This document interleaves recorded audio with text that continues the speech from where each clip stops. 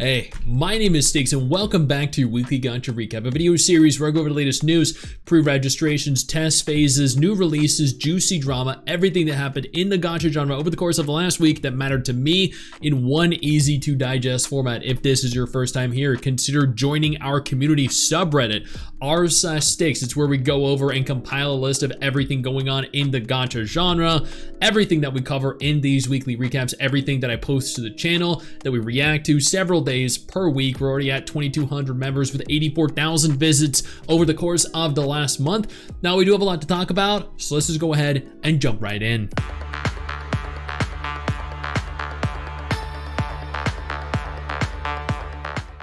Let's start this off with the topic of the video, the saddest announcement ever.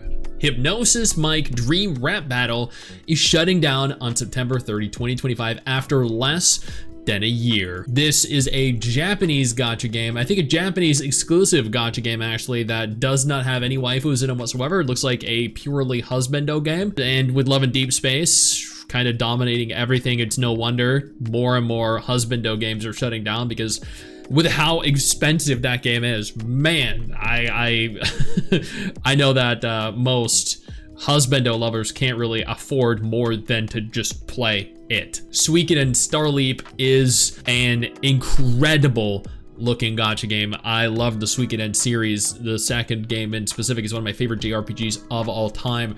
This is a game that is going to be a gacha game, but where all 108 Stars of Destiny, the main cast of characters, are recruitable in-game. No gacha whatsoever, but the gacha has characters from the 1 through 5 games in the franchise, allowing you to bring in probably stronger characters to do battle with.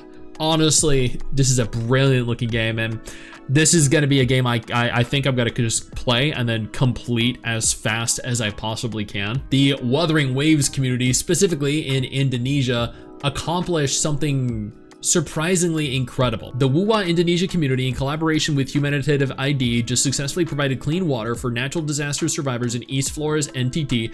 There are 448 families in need of water that have been fulfilled by this move. This is incredible. This is the community doing good. And I have nothing but kind words to say for everyone involved in this. Black Clover Mobile, after shutting down, is already making a comeback. You know what? That might be what the title is in reference to. I just did a video on that yesterday, and oh my god, it's actually so messed up. The reason for that is because the game announced that they were shutting down, and it hasn't even shut down yet, but they've already announced that they're coming back under a new developer, and everyone is going to have to repurchase every character from the get-go because all the content is going to be the same. So this, oh my god, I genuinely, I don't know how anyone is gonna be stupid enough to play this, but I know there are going to be people that are, that just don't know any better. So please use your brain and don't support this. Punishing Grey Raven is holding their Devil May Cry 5 collab. It is now completely available for global players. This is one of the biggest collabs of the year. You're disappointed with Honkai Star Rail's collab? Absolutely no problem. This right here, this is where it's at. Speaking of being disappointed with Honkai Star Rail, not only was Dan Heng's new version, but also March 7th's new dark version announced. And honestly, Dan Heng looks incredibly basic. He kind of looks like a 4-star character, but new March 7th looks incredible. Kudos to them because they made her look absolutely fantastic. That is a character I would most definitely pull for. And then as an addendum to the Honkai Star Rail segment, the Xiaoji got some very mean messages for a segment of the 3.5 trailer that showed the Trailblazer and a certain character touching.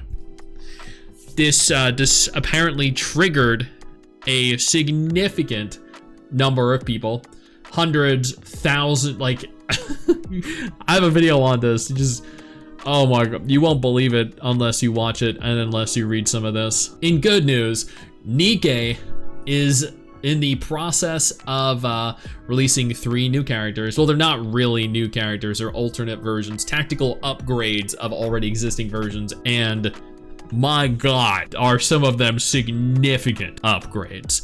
In specific, Emma, who I think has never looked better than she has right here, and is probably a character. Yeah, who am I kidding? I'm gonna pull for Emma. How could I not? Before we go any further, I do want to take a moment here to thank all of my incredible patrons over on Patreon and my YouTube channel members who allow for me to continue to do dedicated videos like this every single day.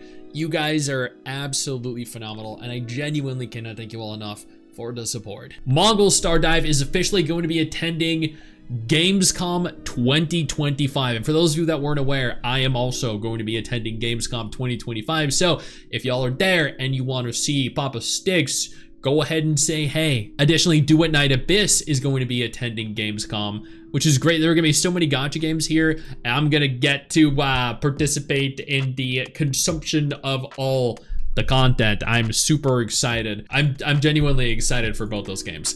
Genshin Impact is having its PS4 version discontinued, and honestly, it's about time. That just means that now they're no longer really going to have to design their game with compatibility for the PS4 in mind, which I think is only good.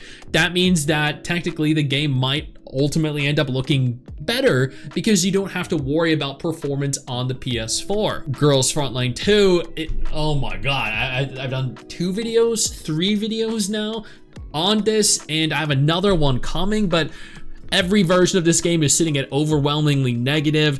This is one of my favorite games, one of the best gacha games I think available right now, but holy shit, did they piss the bed with this. The skin gacha that was being implemented, the complete lack of appreciation of their players, and their complete lack of thought overall for how much this is ultimately going to cost players is just, they put no forethought into this whatsoever, or they did, and they just don't care about your average player. Now, there was a meeting that was confirmed to be held with a group of representatives for the Chinese community, global community as well, at the official Mika office. They're going to go through everything. They're going to cherry pick the representatives that best, I think, suit and fit their narrative, sure, but at the same time, we are at the very least going to hopefully have this addressed in some capacity, because right now all they've said is, yeah, we don't really care, but we're willing to at the very least listen to your concerns. So what I hope here is that they listen and they make sufficient alterations to hopefully appease global and Chinese players, because nobody is happy with what's going on right now. Something people are happy with, though, is the new outfits in Path to Nowhere, which, let me tell you, are quite something. This game, it does not disappoint with its incredible looking characters. Rayblade is a brand new upcoming gacha game. I have a reaction to the trailer and some information coming for the game as well. Gonna be uploaded in a video in the next couple days, but there's full gameplay for it already, and admittedly, well, you're gonna have to wait to see my reaction. Kaiju number 8, the game is fully releasing, and while it is scheduled for August 31st, I don't have very high hopes for it because it doesn't look very good. I'm gonna just say that. There are gonna be some people that like it, and that's perfectly fine. Everyone has their own different likes and dislikes, their own tastes. So for anyone that does like the look of this, cool, that's great. I just don't personally, because I don't think many gacha games that have been adapted from an already established anime IP really do well. They all seem to shut down very quickly, but maybe this one will be different. I don't know. And then finally, Stella Sora has pre-registration open right now in the Google Play Store for global. This is a very cute gacha game that I actually am excited to play as well. I've done sponsored content for them before, and I genuinely, I do really think that this looks very cute and somewhat unique, and I really do think that y'all should at the very least try this out when it does launch. And that is everything that happened in the gacha genre over the course of the last week. It mattered to me. You're up to date. You're welcome. I know you think that you just hit the end of the video, and technically, yeah, you have. And I know your first reaction is to close out of it at this juncture, but don't. No, instead, I urge you to take a moment here and click one of the videos on screen that are coming up in just a moment, so you remain up to date with everything going on in the gacha genre. Trust me, you're not going to regret doing so. Stay flaccid.